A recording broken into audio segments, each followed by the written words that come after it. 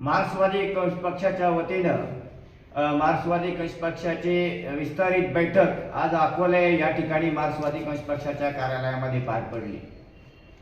अकोले, संगमनेर, राहुरी, पारनेर या अशा विविध तालुक्यातून मार्क्सवादी कंस पक्षाचे सर्व नेते, त्याचबरोबर CITUच्या सर्व जनसंघटनांचे नेते यांना या बैठकीसाठी निमंत्रित करण्यात आले होते।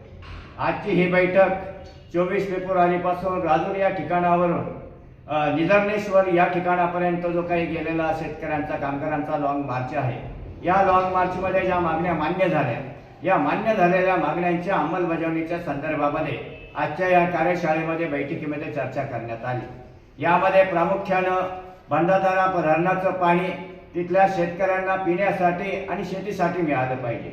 भंडारदरा धरणामध्ये ज्या शेतकऱ्यांच्या जमिनी गेल्या, मोबदल्यात पोटखरव्याच्या जमिनी त्यांना मिळाल्या, त्या त्यांच्या नावावर झाल्या पाहिजे। त्याचबरोबर वनजमिनीचा मुद्दा असेल, हिरड्याच्या हमीभावाचा मुद्दा असेल, वन्य प्राण्यांचा मुद्दा असेल, त्याचबरोबर CITUच्या ज्या कामगार संघटना आहेत, आहार कर्मचारी, अर्धवेळ श्रीपरिचार, आशा कर्मचारी, अंगणवाडी कर्मचारी या सर्व संघटनांच्या ज्या मागण्या मान्य झाल्या, त्या मान्य मागण्यांच्या अंमलबजावणीच्या संदर्भात या ठिकाणी चर्चा करण्यात आली आणि प्रत्येक तालुक्यामध्ये, गावागावात, प्रत्येक विभागामध्ये त्या ठिकाणी पुन्हा एकदा दौरे काढून शेतकऱ्यांचे, कामगारांचे मेळावे घेऊन या मान्य झालेल्या मागण्या त्यांच्यापर्यंत पोहोचवण्याचा निर्णय आजच्या या बैठकीमध्ये करण्यात आला।